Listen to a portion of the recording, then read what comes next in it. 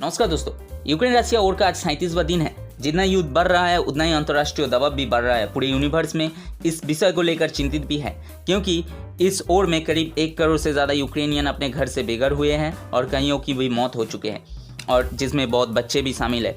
पूरे शहर एक के बाद एक तबाह हो जा रहा है, जिसमें खीव, खार्किव, मारियोपोल जैसे बड़े बड़े शहर शमशान में बन चुका है। पर इस वॉर थमने का नाम नहीं ले रहा है। इस युद्ध में धीरे धीरे विश्व युद्ध का मोल ले रहा है, क्योंकि पश्चिमी देशों के सैंक्शन भले ही रशिया को खोखला करना चाहते, पर रशिया इस कारण और ताकतवर बनते जा रहा है। बाइडेन चाहते पूरे विश्व में अमेरिका का दबाव बना रहे, पर रशिया को ये मंजूर नहीं है और पुतिन इसके खिलाफ है। भले ही अमेरिका यूक्रेन का साथ नहीं दे रहा है, पर बाकी नेटो देश के साथ मिलकर अपने सैन्य और परमाणु हथियार दूसरे नेटो देशों में तैनात कर रहे हैं। इससे साफ जाहिर होता है कि अमेरिका वर्ल्ड ऑर्डर में जुट चुके हैं। सिर्फ अमेरिका ही नहीं, पूरे यूरोपियन कंट्री एक साथ इस वर्ल्ड ऑर्डर में शामिल होने के लिए बैठक में भी शामिल हो चुके। इस वर्ल्ड ऑर्डर में 2 हिस्सों में बढ़ चुका है। एक साइड अमेरिका, फ्रांस, ब्रिटेन, 100 बाकी नेटो देश है, और जिसमें ऑस्ट्रेलिया, जापान, स्वीडन नेटो का सदस्य ना होते हुए भी रशिया के खिलाफ खड़ा है, और दूसरे ओर रशिया, चीन, बेलारूस और नॉर्थ कोरिया शामिल है।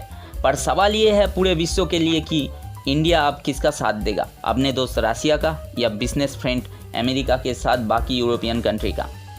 इसीलिए सभी देशों के विदेश मंत्री भारत आ रहे हैं कि भारत को अपने साथ लिया जाए, क्योंकि पिछले 10 वर्षों से मोदी सरकार की विदेश नीति बहुत ही फेयर रहे सभी देशों के साथ। और तो और भारत सरकार किसी भी देशों के दबाव में भी नहीं आते। हाल ही में रूस विदेश मंत्री सर्जे लेवरोव आए मोदी से मिलने और इस ओर को विषय में चर्चा करने के लिए।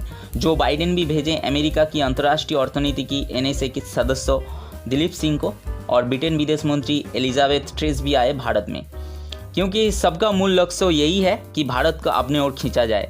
इस बीच आ सकते हैं इजरायल प्रधानमंत्री नेफ्ताली बेनेट यूक्रेन और रशिया के बीच मध्यस्थता को लेकर भारत का हेल्प मांगने के लिए, क्योंकि पूरे विश्व को इंडिया और रशिया का फ्रेंडशिप के बारे में वाकिफ है। यूक्रेन और रशिया और में रशिया सबसे ज़्यादा स्वीडन के ऊपर घुसता है, इसीलिए रशिया के मॉस्को से 4 फाइटर जेट जिसमें न्यूक्लियर मिसाइल फुल लोडेड थे, वो स्वीडन के सीमा से घुसकर वापस भी आ गए थे।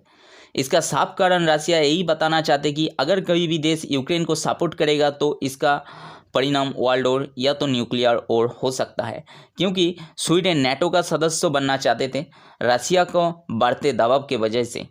और तो और इस युद्ध में उन्होंने यूक्रेन को फुल सपोर्ट किया है, सैन्य मदद भी दे चुके हैं। 5000 एंटी मिसाइल टैंक, 5000 हेलमेट और 5000 बॉडी शील्ड भी भेजे हैं, और फिनलैंड के साथ मिलकर ये युद्ध का अभ्यास भी कर रहा है। तो आप देखना यही है कि भारत इस महायुद्ध में किसका साथ देना चाहते।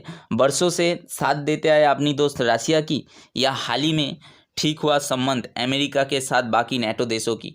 तो इस बारे में आप लोगों का क्या राय है ज़रूर कमेंट कीजिए, और ऐसी इन्फॉर्मेटिव और नॉलेजेबल वीडियो के लिए चैनल को लाइक, शेयर एंड सब्सक्राइब करना मत भूलिए। Thank you so much.